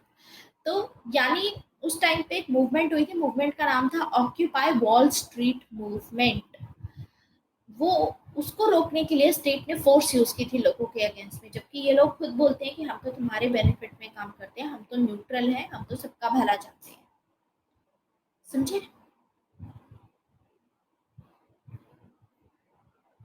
अब जैसे और कुछ बताती हूँ लीडर्स में। जैसे मायावती जब आई थी पावर में, तो मायावती अपने आप को दलित लीडर बताती है, ठीक है, दलित है, तो she came up from Dalit category. तो वो बोलते थे कि मैं दलित के उसके लिए आई हूँ, ठीक है, दलित के लाइक उद्धार के लिए, उनके उसको करने के लिए, वेलफेयर में काम करने के लिए। लेकिन अब क्योंकि जब वो पावर में थी, तो इन्होंने काफी प्रोमिस किए थे पहले, वो सभी प्रोमिस खोखले प्रोमिस थे, क्योंकि इन्होंने कुछ नहीं किया उस सिचुएशन में। अब वो खुद ही ऐसे बिहेव कर, जब पावर में आई तो she started behaving like upper caste, ऐसा बोला जाता है मायावती के बारे में। ऐसे ही जैसे नेहरू के बारे में देखोगे, तो नेहरू खुद बोलते थे डेमोक्रेसी को सपोर्ट करते थे, ये सब सपोर्ट करते थे। लेकिन जब नेहरू पावर में आए, तो नेहरू ने सबसे पहले जो कम्युनिस्ट लीडर्स थे उनको जेल में डाला, प्रिवेंटिव डिटेंशन के नाम पे। तो ये सभी एक एग्जाम्पल है ये बताने का कि आपको लगता है ये लोग बताते हैं रिलेटिव ऑटोनॉमी में कि हम तो आप सभी के भलाई के लिए काम कर रहे हैं, लेकिन अल्टीमेटली सब बुर्जुआजी क्लास के लिए ही काम करते हैं। क्राइसिस की सिचुएशन में सब उसको ही हेल्प करेंगे। Wall occupy wall street movement, that's the name, occupy wall street movement, ठीक है, ऑक्यूपाई वॉल स्ट्रीट मूवमेंट। अब इसमें एक डिबेट है जो हमको कवर करनी है, उसके बाद हम आज का टॉपिक यहाँ पे खत्म करेंगे। पोस्ट कॉलोनियल थ्रेट और ये सब चीजें हम कल कवर करेंगे। 15 मिनट्स हैं हमारे पास में ये कवर करने के लिए। पहले हम कवर करेंगे रैल्फ मिलिबंद, उसके बाद हम निकोल पुलंसास देखेंगे, ठीक है, पुलंसास का व्यू देखेंगे। सबसे पहले रैल्फ मिलिबंद पे आते हैं। रैल्फ मिलिबंद कौन है? रैल्फ मिलिबंद ने पोस्ट कैपिटलिस्ट सोसाइटी को एनालाइज करने का सोचा ना। क्वेश्चन ये आता है कि पोस्ट कैपिटलिज्म क्या होता है? कैपिटलिज्म तो हमने सुना है कि क्या होता है, लेकिन what is post capitalism? Post capitalism का मतलब, देखो, ओरिजिनल फॉर्म में कैपिटलिज्म का मतलब है लेजीज फेयर स्टेट। लेजीज फेयर मतलब जिसमें मार्केट पे चीजें छोड़ी जाएंगी, ठीक है। और हमने देखा था कि जब ये छोड़ा गया तो एक्सप्लॉयटेशन हो रहा था वर्कर्स का, काफी क्रिटिसिज्म आया। तो आइडिया कैपिटलिज्म ने रिवाइज किया, यानी कैपिटलिज्म का जो ओरिजिनल आइडिया था उसको मॉडिफाई करके मॉडर्न लिबरलिज्म या पॉजिटिव लिबरलिज्म लेकर के आए।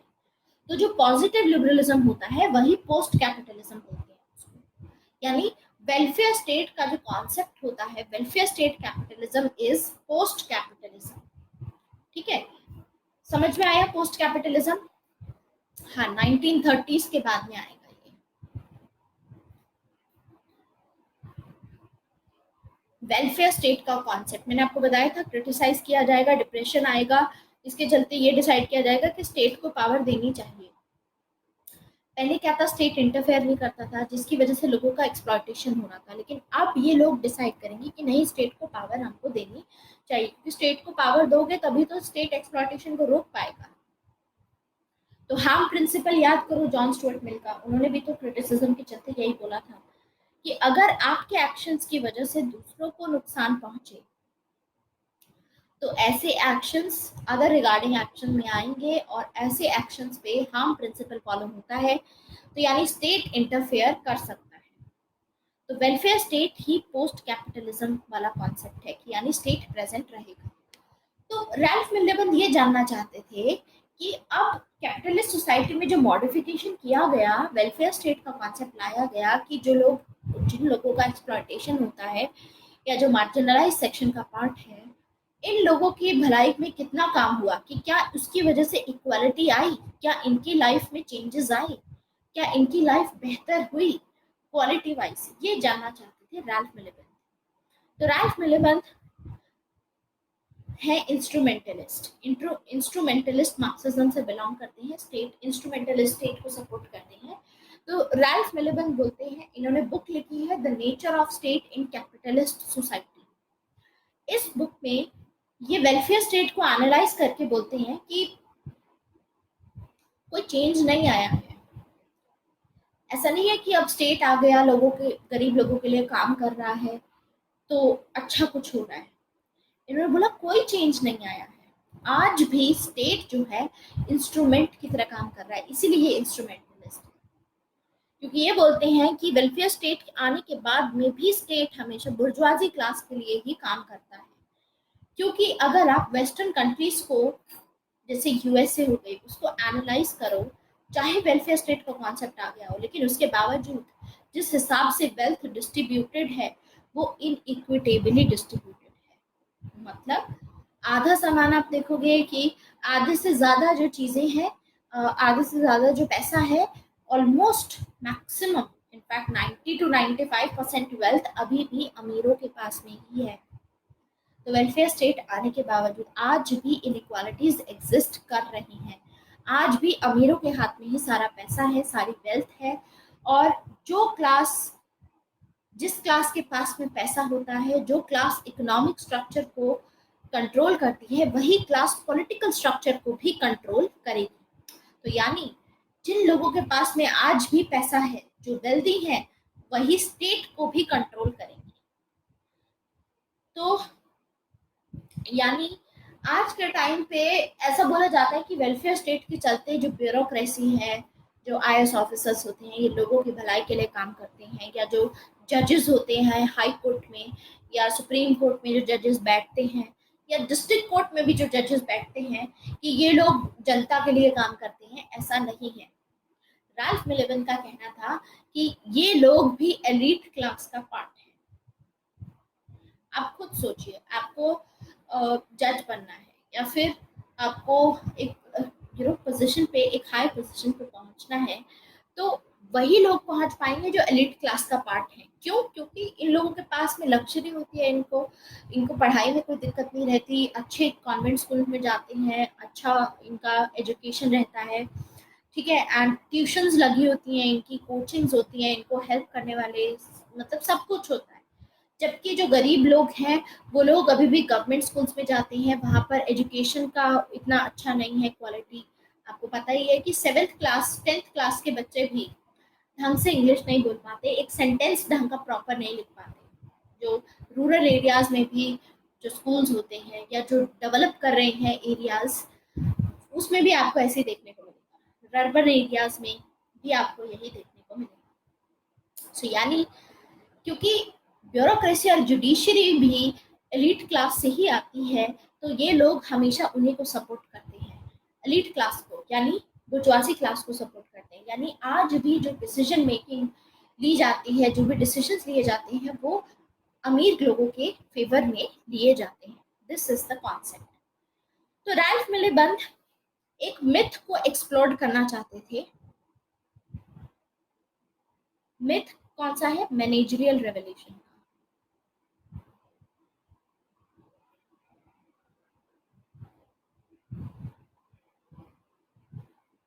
Pessimistic view. पेसिमिस्टिक तो नहीं है, देखो जहां पर चेंजेस आ रहे हैं वहां आ रहे हैं, लेकिन आप खुद सोचिए, जो लोग सरकारी स्कूलों से भी निकल करके आईएएस ऑफिसर बनते हैं या जज बनते हैं, अल्टीमेटली आज के ज़माने में जब करप्शन इतनी हो रही है तो वो लोग किसका साथ देंगे? अमीर लोगों का ऑब्वियसली। जो पॉलिटिशियंस हैं, जो इतने रिच हैं, ये सभी लोग इन्हीं को रिप्रेजेंट करेंगे ना ये। इसीलिए हमें देखने को मिलता है कि गरीब घरों से भी जो आईएएस ऑफिसर्स बनते हैं, आगे जाकर के करप्शन करते हैं, या आगे जाकर के देखने को मिलता है कि ये भी उन्हीं को सपोर्ट करते हैं, उन्हीं के फेवर में काम करते हैं। It is not pessimistic, he is just analysing it what is the case. ठीक है। Yes, India is a welfare state, और उसके बावजूद भी 1% पॉपुलेशन जो है इंडिया की, उन्हीं के पास में 90% ऑफ वेल्थ है। तो दैट इज इनइक्विटेबल। आप इंडिया का केस ले सकते हैं, लेकिन रैल्फ मिलिबन ने यूएसए का केस को एनालाइज किया था। ठीक है, तो आप इसको करंट सिनारियो में रिलेट कर सकते हैं इंडिया के साथ में।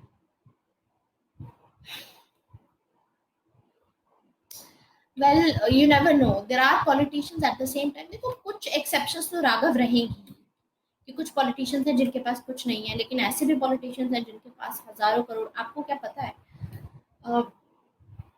लाइक मैं आपको क्या बताऊं, देर आर सम पॉलिटिशियंस जो आज भी एक्टिव नहीं है, पुराने जमाने में एक्टिव हुआ करते थे, और उनकी अभी भी हजारों करोड़ की प्रॉपर्टीज हैं। सिर्फ इंडिया में नहीं, बाहर भी है, आपको पता नहीं है। यूएसए एंड इन सभी जगहों पे। Like my father had a friend, and he told me this thing कि पुराने जमाने में there was one time when his father was a chief minister। उनका, मेरे फादर के फ्रेंड थे, वो चीफ मिनिस्टर उनके फादर रह चुके हैं। सो उसमें क्या था कि उस टाइम की बात है, दे स्टार्टेड विद दैट, और आज के टाइम पे उनके जर्मनी, यूके, लंदन में, यूएसए में उनके घर हैं, प्रॉपर्टीज हैं। मतलब they don't even live in India today, और आज के टाइम पे कोई भी एक्टिव नहीं है उनकी फैमिली से। दिस इज व्हाट वी सी। सो अभी भी ऐसा ही है, यू नेवर नो। एंड कुछ पॉलिटिशियंस ऐसे भी हैं जो रिच नहीं है बिल्कुल भी, एंड उसके बावजूद रूल कर रहे हैं, दैट्स द केस। लेकिन एक्सेप्शंस हमेशा रहेंगे, लेकिन अभी रियलिटी इज दिस। ठीक है, this is what I am telling. In fact आप लोग पॉलिटिशियंस की बात कर रहे हैं, आपको क्या लगता है लोग म्युनिसिपैलिटीज के जो इलेक्शंस होते हैं उसमें क्यों पार्टिसिपेट करते हैं? रिसोर्सेस है, पैसा है, जो सड़कें बनाने के लिए एक पर्टिकुलर सेक्टर के उसमें पैसा एलोकेट किया जाता है, करोड़ों रुपया एलोकेट किया जाएगा, और उसमें से कच्ची पक्की सड़कें कैसी बनती हैं? आपको पता है कि 1 साल बाद दोबारा वो खड्डे हो जाते हैं उन सड़कों में, क्योंकि हाई क्वालिटी मटेरियल यूज नहीं होता है, उसमें पैसे खाए जाते हैं। सो एक छोटे से छोटी पोस्ट भी होगी, चाहे वो गवर्नमेंट, आपके गांव के लेवल का कोई पंचायत की पोस्ट हो ना, उसमें भी बहुत पैसा होता है। This is what I am telling. या विलेज पंचायत में भी ऐसा ही है। सो करप्शन बहुत है, ऐसी बात नहीं है। तो ये उसी को एक्सप्लोर करने की कोशिश कर रहे हैं। अब एक कॉन्सेप्ट आया था मैनेजरियल रेवोल्यूशन का। कॉन्सेप्ट ये था, एक कॉन्सेप्ट दिया था जेम्स बर्नहेम ने। ये कॉन्सेप्ट दिया था जेम्स बर्नहेम ने। जेम्स बर्नहेम का कहना था कि आज के टाइम पे कैपिटलिज्म चेंज हो चुका है। पहले पावर कैपिटलिस्ट क्लास के पास में हुआ करती थी, आज जो डिसीजन लेने की पावर है वो शिफ्ट हो गई है। अब वो लोग डिसीजन थोड़ी ना लेते हैं, अब तो मैनेजरियल क्लास लेती है। जैसे अब आप देखोगे कि सीईओज होते हैं जिनको सैलरी पे रखा जाता है, या बड़े पढ़े लिखे लोग होते हैं जो मैनेज करते हैं सब चीजें। तो आज डिसीजन उनके हाथ में होता है, आज वो लोग डिसाइड करते हैं, ये लोग कैपिटलिस्ट डिसाइड नहीं करते हैं। लेकिन इनका कहना था, जेम्स बर्नहेम का कहना था कि मैनेजरियल क्लास ऐसी होती है, ओपन क्लास होती है। मतलब एक अमीर भी इसको ज्वाइन कर सकता है, एक गरीब भी ज्वाइन कर सकता है। ठीक है, आपका बैकग्राउंड, सोशल बैकग्राउंड कोई भी हो, आप मैनेजर बन सकते हो। यानी वर्किंग क्लास के जो लड़के लड़कियां होते हैं, जो भी सन और डॉटर्स होती हैं, they can be a manager also. तो यानी आज के टाइम पे जो इंडस्ट्रीज में डिसीजंस लिए जाते हैं वो कैपिटलिस्ट क्लास के फेवर में नहीं होते, ऐसा कहना था जेम्स बर्नहम का।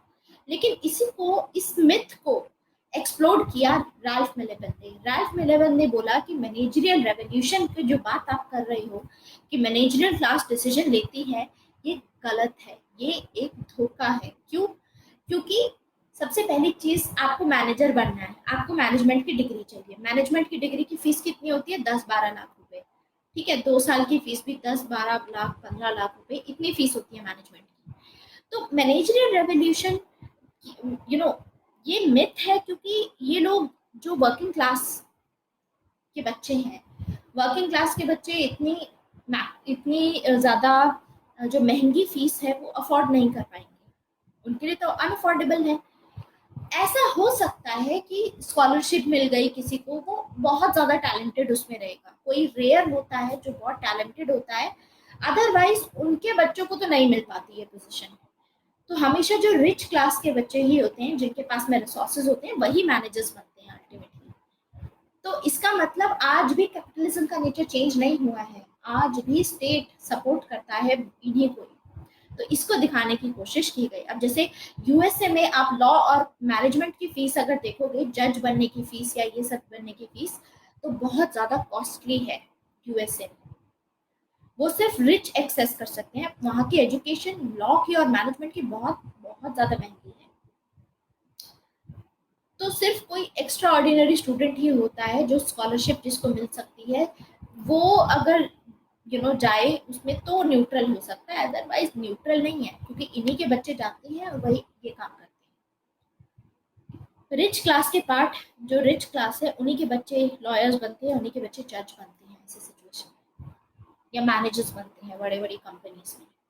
जैसे यूएसए में आपको पता होगा कि बिजनेसेस आजकल वो लोग नहीं संभालते, उनके मैनेजर्स संभालते हैं, वो तो अपना ट्रैवल करते रहते हैं लोग। तो जो कैपिटलिस्ट क्लास होती है, आया समझ में? Any doubt? सो ये कहना है राल्फ मिलेवन का। तो उसके बाद आते हैं निकोलस कोलंसास। इनका कहना है, ये स्ट्रक्चरल से बिलोंग करते हैं, तो इनका क्या कहना है, निकोलस कोलंसास ने भी ऐसे ही एनालाइज किया वेलफेयर स्टेट को। ठीक है, तो जैसे कार्ल मार्क्स थे, इनके कामों से काफी इन्फ्लुएंस थे ये। ठीक है, बट लेकिन बाद में जो ग्रामची ने अपने काम दिए उससे काफी ज्यादा इन्फ्लुएंस हुए, और फिर इन्होंने बोला कि स्टेट जो होता है वो न्यूट्रल होता है, रिलेटिवली कंडीशनली न्यूट्रल होता है, कुछ सिचुएशन में स्टेट अपने मुताबिक काम करता है। ठीक है, अब इसमें यही रहता है कि जो कंट्रीज होती है, ऐसी कंट्रीज होती है जहां पे सिविल सोसाइटी एग्जिस्ट करती है। सिविल सोसाइटी की बात की थी ग्रामची ने, याद करो, 3 लेयर स्ट्रक्चर बताया था। सबसे पहले नीचे इकोनॉमिक स्ट्रक्चर था, उसके ऊपर सिविल सोसाइटी थी, उसके ऊपर स्टेट था। तो सिविल सोसाइटी जहां जिन कंट्रीज में एग्जिस्ट करती है, उस स्टेट को ओपेक बोलते हैं, क्योंकि उस स्टेट में आप रेवोल्यूशन नहीं ला सकते आसानी से, डिफिकल्ट हो जाता है मीडिया की वजह से। क्योंकि अगर आज कहीं पे वर्कर्स का शोषण हुआ, मान लो न्यूज में आज के दिन चला, शाम तक हिंदू मुस्लिम की, राम मंदिर बनने की, ये सारी न्यूज दोबारा वापस आ जाएंगी। तो मीडिया क्या करता है? मीडिया डेविएट करता है, जो मुद्दा होता है उसको ज्यादा ना दिखा करके उन मुद्दों पर लेकर जाता है जहां पर वो उसको डॉज कर पाए, उसको इग्नोर कर पाए उस पूरे इशू को।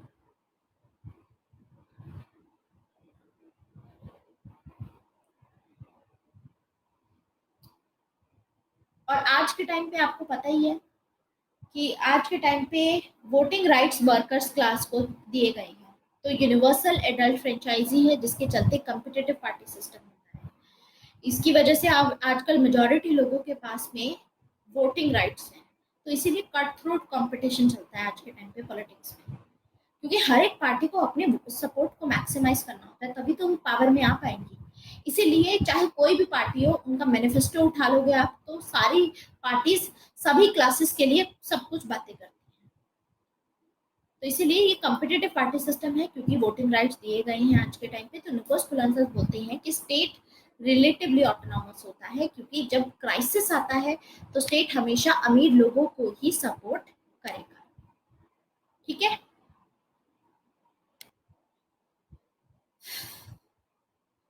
So this is it for today.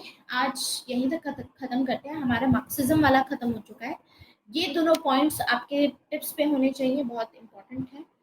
अब आगे कल हम ये डिस्कस करेंगे post colonial theory of state, and एक दो टॉपिक और रह गई हैं, स्टेट खत्म करके फिर पावर शुरू करेंगे। This is it for today, thank you very much.